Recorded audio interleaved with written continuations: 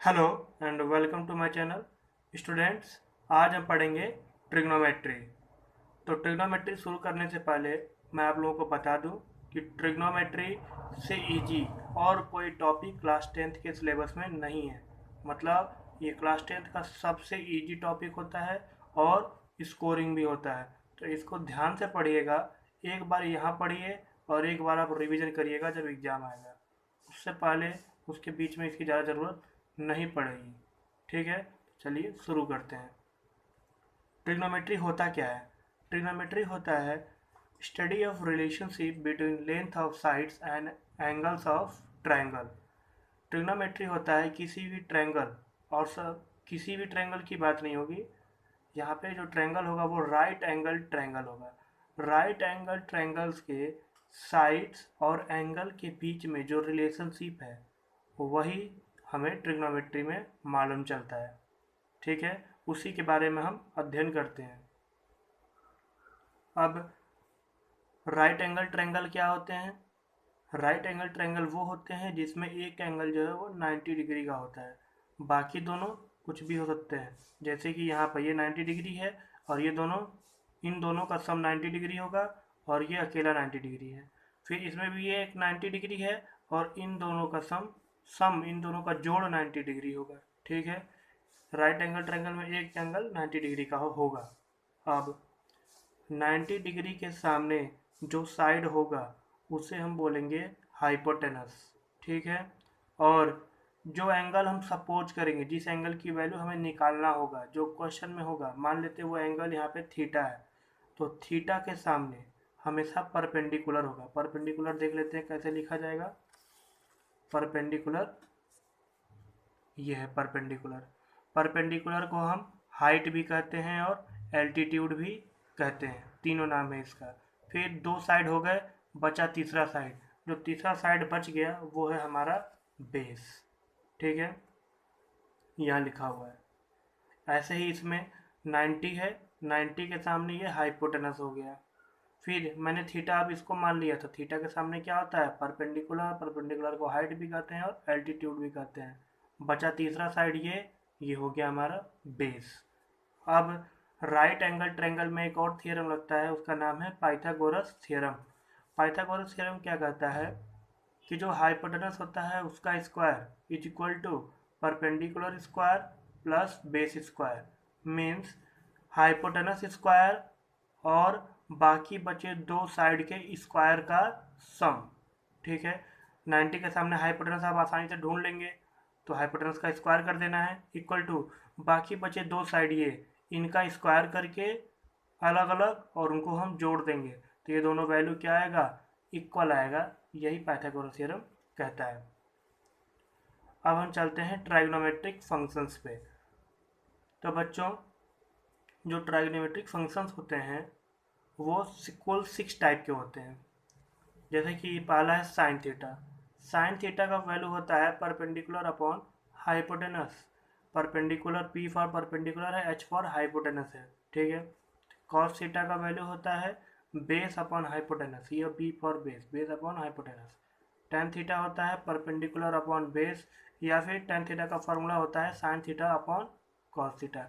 अगर sine theta की value perpendicular upon hypotenuse यहाँ रखते हैं, कॉस थीटा की वैल्यू बेस अपॉन हाइपोटेनस यहाँ रखते हैं, फिर उसे सॉल्व करेंगे तो हमें परपेंडिकुलर अपॉन बेस ही मिलेगा। फिर आता है कॉट थीटा।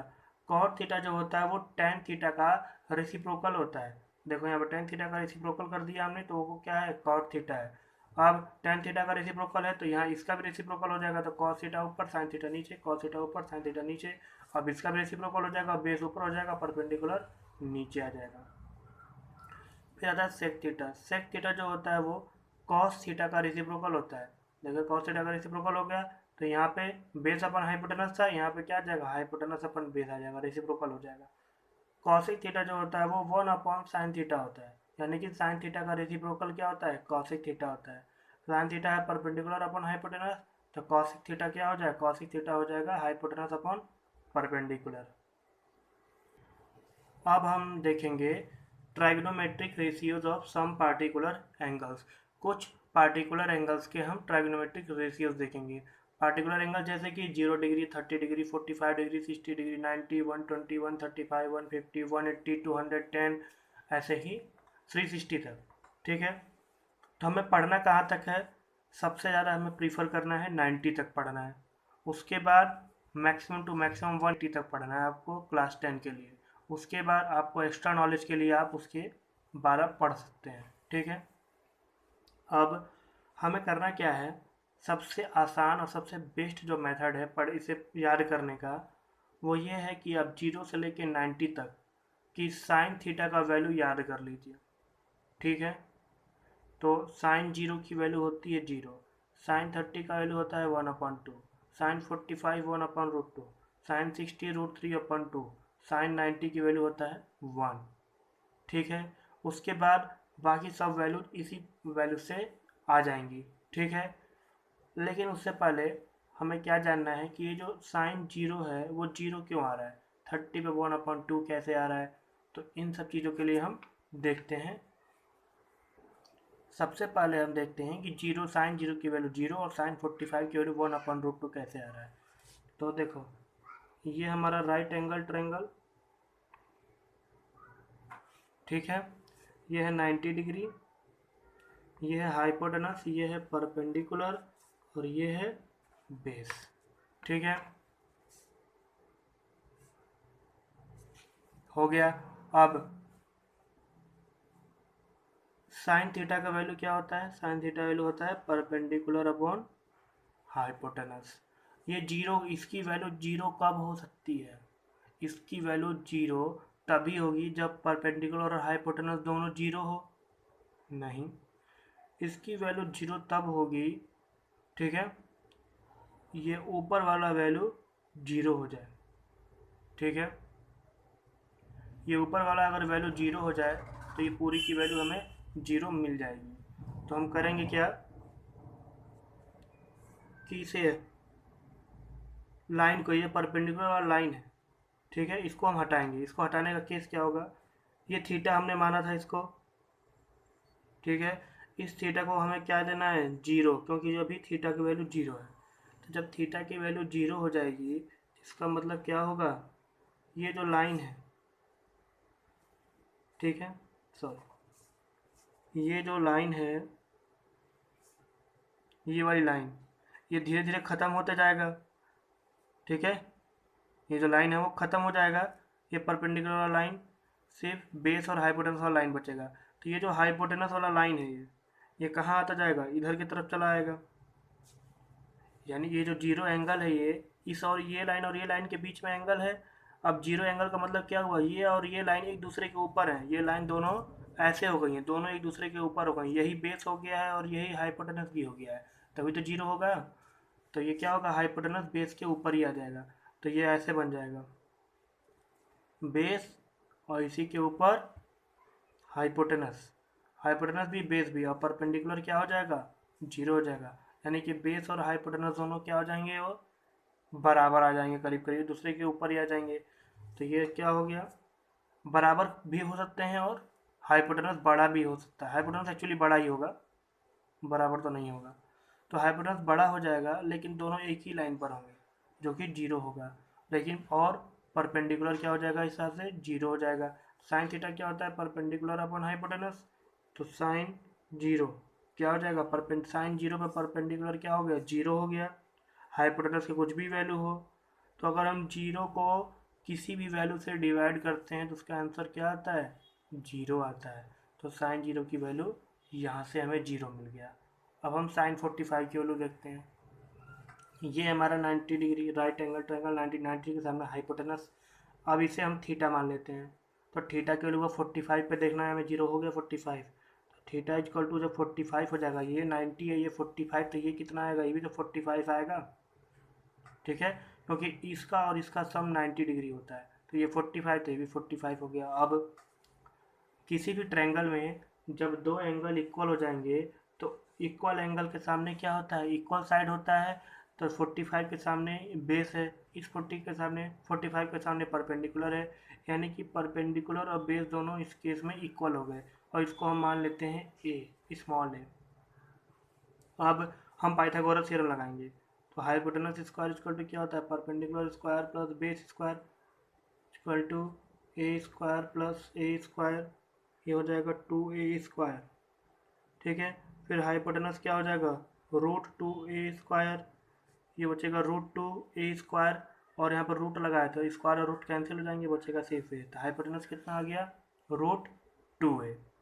साइन थीटा क्या होता है, परपेंडिकुलर अपॉन हाइपोटेनस। परपेंडिकुलर कितना है, a, हाइपोटेनस कितना आया, √2a, a से a कैंसिल, क्या बचा 1/√2 बचा। तो साइन 45 की वैल्यू क्या आ गई, 1/√2 आ गया यहाँ से। ठीक है, अब हम साइन 30 और 60 की तरफ चलते हैं। साइन 30 और 60 के लिए हमें इक्विलेटरल ट्रायंगल बनाना पड़ेगा। यह है एक इक्विलेटरल ट्रायंगल। इक्विलेटरल ट्रायंगल क्या होता है, जिसमें तीनों एंगल जो होते हैं वो 60 डिग्री होते हैं और तीनों साइड आपस में बराबर होते हैं। अब इक्विलेटरल ट्रायंगल का प्रॉपर्टी यह होता है कि अगर वर्टेक्स से अपोजिट साइड पर एक परपेंडिकुलर ड्रॉ करें, परपेंडिकुलर ड्रॉ करेंगे, तो ये जो परपेंडिकुलर होगा वो वर्टेक्स एंगल को हाफ हाफ में डिवाइड कर देगा, मतलब इस वर्टेक्स एंगल को बाइसेक्ट कर देगा। तो ये क्या हो जाएगा 30 और ये भी हो जाएगा 30 का, और जो अपोजिट साइड है उसको भी बाइसेक्ट कर देगा, आधे आधे में डिवाइड कर देगा। तो ये ए, ये ओ, ये बी, ये सी, अगर हम इस साइड को 2a मान लें, ये भी 2a हो जाएगा, सब बराबर होते हैं, लेकिन ये यहाँ से यहाँ तक a होगा और यहाँ से यहाँ तक a होगा, क्योंकि ये आधे आधे में डिवाइड हो गया, हमने मान लिया। अब COB ट्रायंगल में चलते हैं, ट्रायंगल COB में। ठीक है, हमें क्या क्या है साइड में, ये वाला साइड दिया है, ये वाला दिया है, ये नहीं दिया है। ये साइड देखो 90 के सामने है, तो ये तो हाइपोटेनस हो गया। फिर बचा एक ये और एक ये। अगर हम 60 की बात करेंगे तो ये परपेंडिकुलर होगा, 30 की बात करेंगे तो ये परपेंडिकुलर होगा। हम किसी एक एंगल के कॉन्टेक्स्ट में देख लेंगे अभी। फिलहाल पाइथागोरस थ्योरम लगाते हैं, hypotenuse square equal to perpendicular square plus base square. ठीक है, अगर हमें तो अभी पता नहीं है कौन सा, क्योंकि 60 होगा तो चेंज हो जाएगा 60-30 केस में, हम बस इसकी वैल्यू निकालते हैं। तो हाइपोटेनस की जगह रख देंगे हम 2a स्क्वायर, और कोई भी एक या तो परपेंडिकुलर होगा ए या फिर बेस होगा ए, कहीं भी रख देंगे हम ए स्क्वायर प्लस बी स्क्वायर। ये वाला साइड निकाल रहे हैं हम, 4a स्क्वायर, ये प्लस में इधर आएगा तो -a स्क्वायर बी स्क्वायर, हो जाएगा 3a square equal to B square. और बी स्क्वायर को इधर भेजेंगे तो 3a स्क्वायर हो जाएगा, रूट हो जाएगा, इधर आएगा स्क्वायर, तो √3 रह जाएगा, स्क्वायर और रूट कैंसिल हो जाएगा, बचेगा √3a। तो ये हो गया तुम्हारा बेस। अब हमें निकालना क्या है, साइन 30 अगर निकालना है। ठीक है, हाँ, ये किसका वैल्यू आया √3a, ये इसका वैल्यू आया है √3a। अगर हम 30 की बात करें, 30 के सामने वाला परपेंडिकुलर होगा, ये हो गया परपेंडिकुलर, और ये हाइपोटेनस तो यही रहेगा। तो परपेंडिकुलर क्या है, a है, और हाइपोटेनस क्या है, ये है। तो साइन 30 की वैल्यू कितनी आ गई, 1/2। साइन 60 की बात करें अगर हम, साइन 60 के केस में 60 ये है, 60 के सामने वाला परपेंडिकुलर ये है, परपेंडिकुलर हो गया ये, अपॉन हाइपोटेनस क्या है 2a, रख देंगे कैंसिल, बचेगा कितना √3/2। 60 की वैल्यू भी आ गई। अब आता है साइन 90।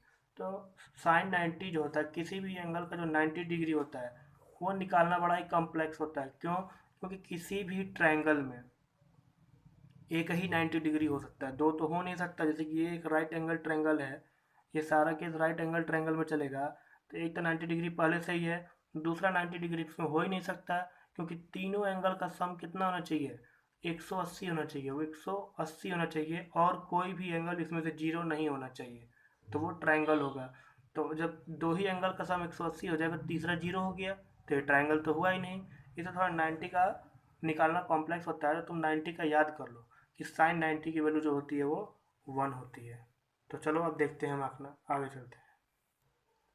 अभी मैंने बता ही दिया कि 0 कैसे आया, 30 की वैल्यू 1/2 कैसे आया, 45 की वैल्यू 1/2, साइन 60 की वैल्यू √3/2, साइन 90 की वैल्यू 1 कहाँ से आया। तो ये सब वैल्यूज तुम उन फॉर्मूले से दोबारा कॉस का भी निकाल सकते हो, टेन का भी, कॉट का भी, सेक का भी। थोड़ा लेंदी प्रोसेस है। तुम बस ये साइन जीरो का वैल्यू इसे याद कर लो। उसके बाद कॉस का निकालना है। कॉस जीरो का जो वैल्यू होता है वो साइन 90 का वैल्यू होता है। मतलब तुमको ये वाला वैल्यू यहाँ लिखना है, ये वाला यहाँ लिखना है, इसके ठीक उल्टा चलना है, साइन थीटा के उल्टा। ये हो गया 1, ये हो गया √3/2, ये 1/√2, यहाँ आ जाएगा 1/2 और ये हो जाएगा 0। साइन के उल्टा चलेंगे। फिर टेन थीटा क्या होता है फॉर्मूला, अभी मैंने tan theta equal to sine theta upon cos theta बताया था।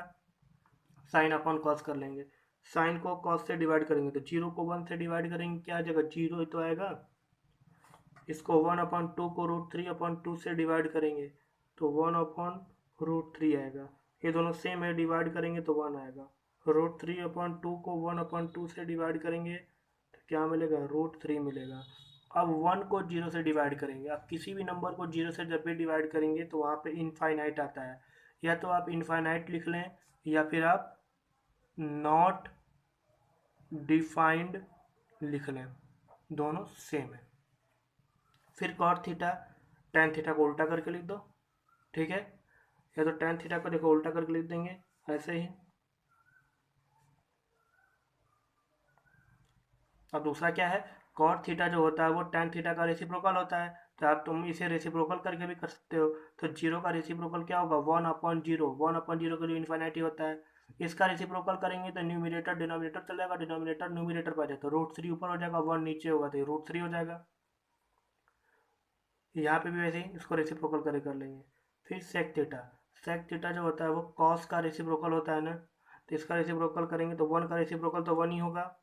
इसका रेसिप्रोकल न्यूमिनेटर ऊपर हो जाएगा, डिनोमिनेटर नीचे हो जाएगा, ठीक है। अब इसका रेसिप्रोकल करेंगे तो यहाँ बचेगा सिर्फ √2, इसका रेसिप्रोकल 2। अब जीरो का रेसिप्रोकल क्या होगा, जीरो का रेसिप्रोकल मतलब 1/0, 1/0 फिर से इनफाइनाइट हो जाएगा, ठीक है। अब आगे चलते हैं कॉसेक, इसी को उल्टा कर, सेक को उल्टा करके लिख दो, वह कॉसेक का वैल्यू हो जाएगा। सेक को उल्टा करके लिखेंगे, कॉसेक का वैल्यू हो जाएगा। या फिर कॉसेक क्या होता है, साइन का रेसिप्रोकल होता है, तो जीरो का रेसिप्रोकल इनफाइनाइट, इसका रेसिप्रोकल करेंगे 2 हो जाएगा, इसका रेसिप्रोकल करेंगे तो √2 हो जाएगा, इसका 2/√3 हो जाएगा, 1/1 1 ही होता है। ये सारी वैल्यू जा गई 90 तक, जो आपको याद करने ही करने हैं, ठीक है। तो याद करने का बहुत सिंपल तरीका, एक याद करना है, बाकी उसी से सब रिलेट होकर आ जाएगा।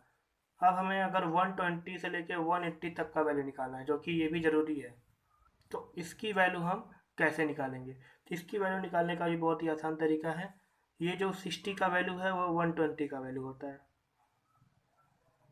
ठीक है।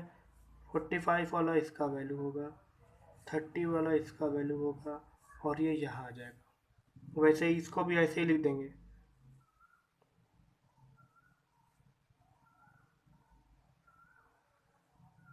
सबको ऐसे ही लिख देंगे। लेकिन अभी प्लस माइनस का थोड़ा सा अंतर है, अभी बताता हूँ प्लस माइनस कैसे एडजस्ट करेंगे हम।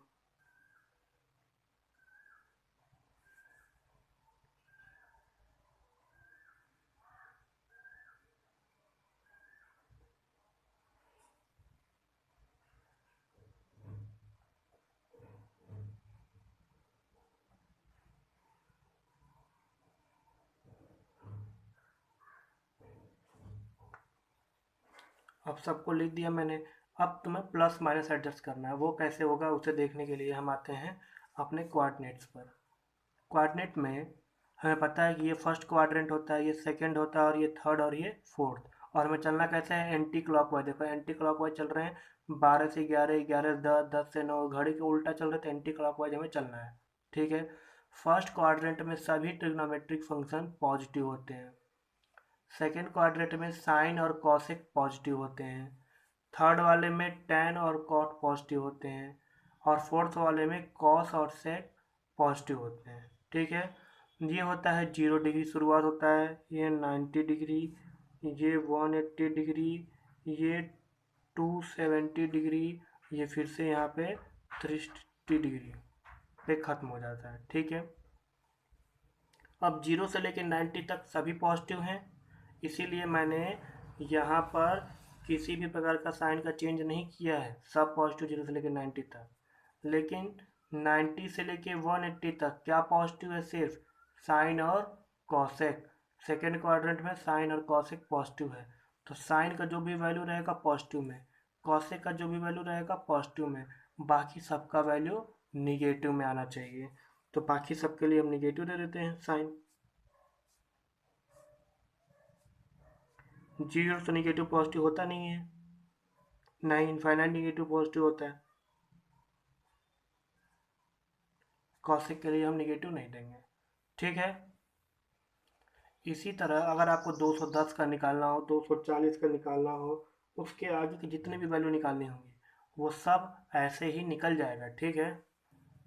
210 का वैल्यू भी निकाल के दिखा देता हूँ। 210 का जो वैल्यू होगा वो क्या होगा, यहाँ से रिपीट होगा। ये 1/2, ये √3/2, ये 1/√3, ये आ जाएगा √3, ये हो जाएगा 2/√3, ये हो जाएगा 2।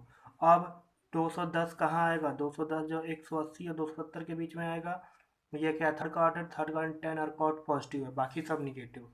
तो इसे भी निगेटिव दे देना है, कॉस को भी निगेटिव दे देना है। ये पॉजिटिव 10 और कॉट, ये भी निगेटिव और ये भी निगेटिव रहेगा, ठीक है। ऐसे ही करके हम निकालते रहेंगे।